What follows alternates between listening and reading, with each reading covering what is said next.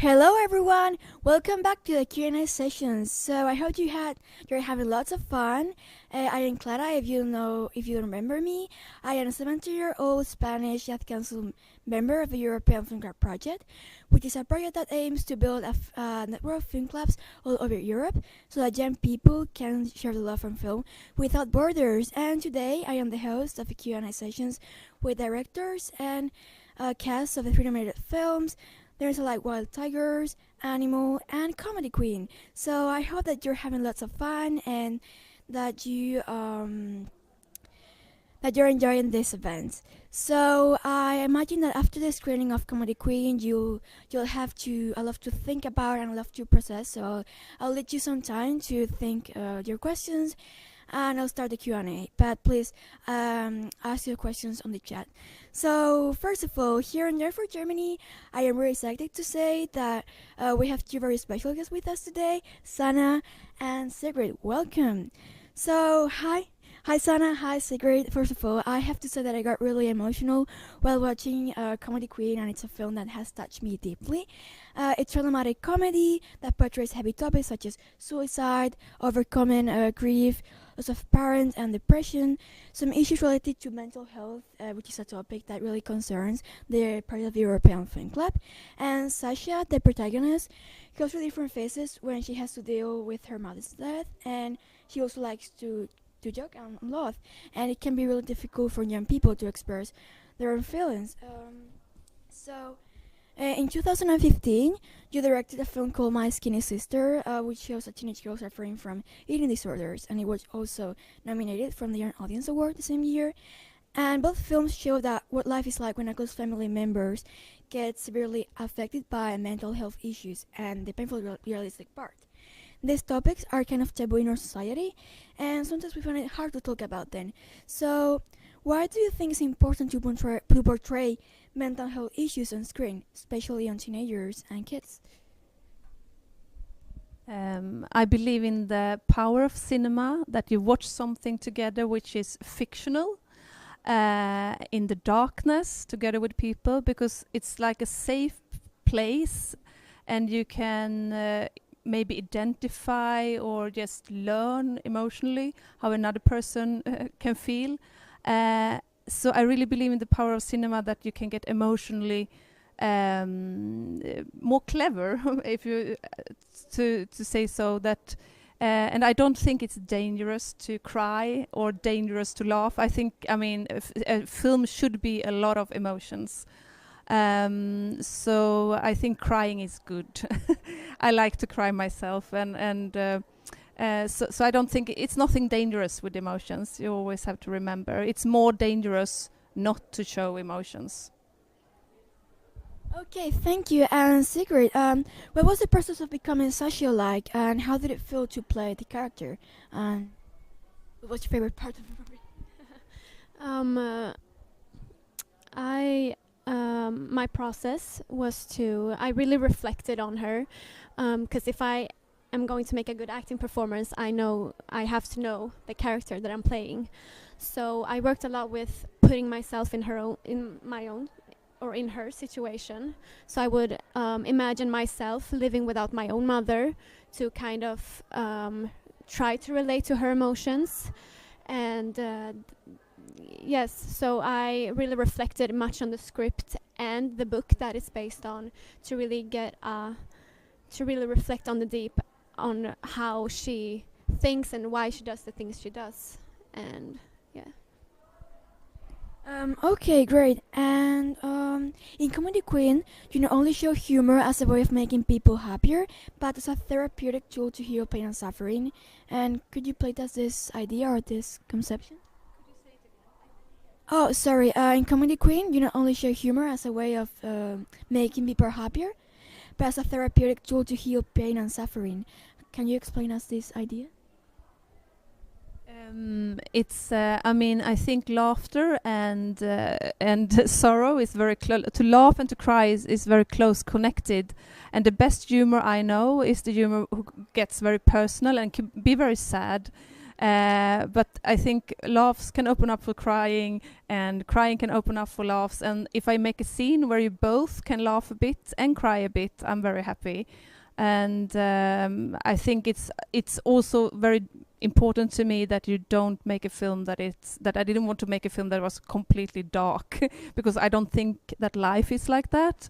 Life goes up and life goes down. So I wanted the film to have those different layers of both humor and also sorrow. And Sigrid, a question from the audience. Would you consider any actors in the industry as your role models? And what helped you develop, well, that was before, but what was the most challenging aspect of the character of Sasha? What was most challenging? I would say that she, the scenes where she, where you can see that she's full of emotions but doesn't want to show it, because that means that I have to show that she's carrying of a lot of emotions, but she at the same time doesn't want to show it. So that was a very challenging aspect of playing Sasha. And what was the other?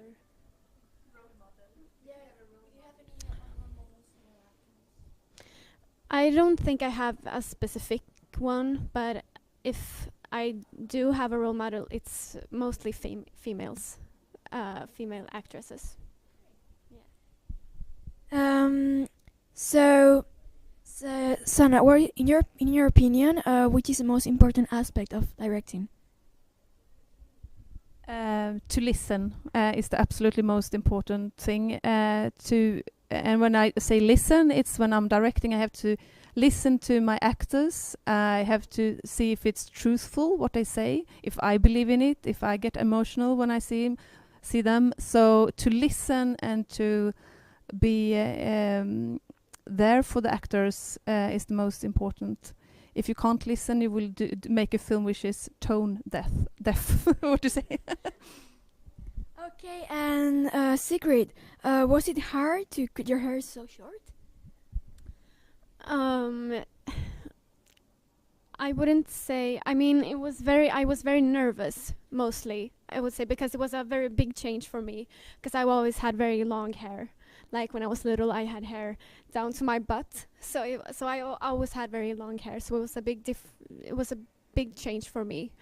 But at the same time, it felt nice to get into the character of Sasha on that level, because that made me get into character even more, actually. So, I mean, I wouldn't have shaded myself like privately, but I was definitely up to it for this main character role. I mean, I love this movie, and I think I did the right thing to shave it. And Sanna, what was your motivation and inspiration to become a filmmaker? First, I wanted to be an actress because I didn't have so many. If we talk about role models, when I was a teenager, there were not many female directors. That's why I think I wanted to be an actress, because there were many more female actors. But I went to film school when I was 24. No, to be honest, I was working on films when I was 23 with male directors, and I thought they were shitty directors. I'm sorry. Not all male directors are shitty directors, but these were. And then I thought I could do better. So I went to film school and for 1 year, and then after that I got into the National Film School in Stockholm. I wanted to tell my own stories. I didn't want to help other directors tell theirs. I wanted to tell my own stories. Okay, are there any female directors in particular that you admire? Oh, there are many. I mean, it's Jen Campion who made The Piano. She's one of the most famous female directors, and I think her films are beautiful. And but I also like May. I love Lars von Trier. I think he's so daring and great, and a big inspiration. Yeah, I have many. Ken Loach. I'm very much into social realism myself, and so Ken Loach and Mike Leigh and Dardenne and these kind of filmmakers are very much inspiration for me. Thank you. And Okay. Okay. Okay. Basically, which was the hardest scene to film? Which was the hardest scene or part to film? This question is both for both of you. Who wants to talk first? Okay. I would say that the hardest scene for me was the scene where she cries, where she finally cries after her mother's death after the stand-up, because that's like the climax, and that is a very big deal for her, and that's something that, like, she finally lets it out, and it's a big part of the movie and a big thing for her. So, and it was hard for me to, because she's really crying. So I really had to build that up, I would say. Yeah. For me, I think one of the hardest thing were the flashbacks with the mother, because they are very short in the script, but you have to build up real emotions to do these short scenes and make it truthful, and it's maybe only 15 seconds, sometimes 30 seconds, but in the same time it took hours to make them to come there emotionally. So I would say the flashbacks were the hardest to get as true as possible. Okay, and well, was this film? Is this question is from the audience? Was the film inspired by a real story, and what was your inspiration to make this film, and how did you come up with this idea? The film is from the beginning a book, and then me and a scriptwriter called Lynn Gottfridsson wrote the script, or she wrote, but we discussed the book a lot. And the reason why I wanted to make it, that I think it's a personal reason, is that my mom and my dad lost their parents at a very early age.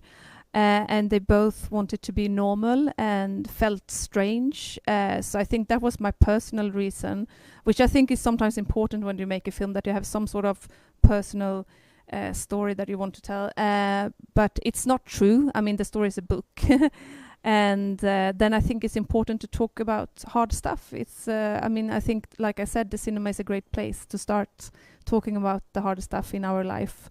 It makes us less lonely. Okay, so thank you. And do you think that mental health should be given more importance in education? Like your film is about mental health, and what are your thoughts? Who wants to? Okay.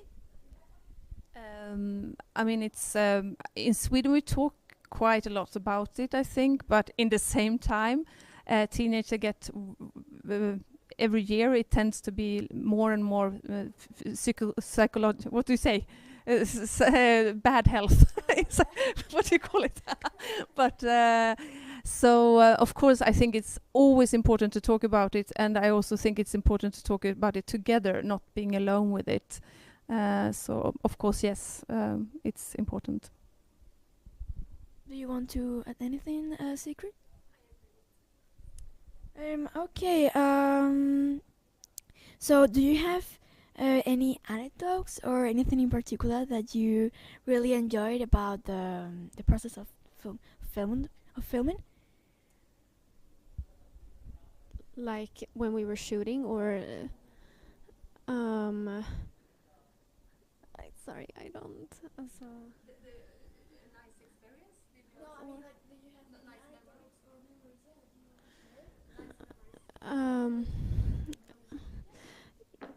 I think a lot of great memories were like when we were shooting with the other actors, because I got to meet a lot of, or I haven't worked with anyone before, not you or not any of the other actors. So I would say like the greatest memories were with the other actors, and when it was summer, because it was starting to be summer when we were shooting. So, but I can't remember anything in particular. I think like the whole everything was yeah. I remember the last scene on the cliff when the sunset was. We were shooting it in the sunset, and we had talked about that it was really hard to get up there with the camera. It was a lot of people having a bath for real that day, but I have a really beautiful memory because I go there myself with my kids, and it was such a beautiful evening, and it was a bit romantic, and sometimes filming can be very romantic. So I would say that scene is emotional for me, the last scene with the Sasha and her best friend Marta, and we got to up the hill with the whole equipment without anything broke. Okay, so question from the audience. There is a distinctive song being played throughout the movie. Did you ever listen to this song or any kind of music to get into the mood of a film?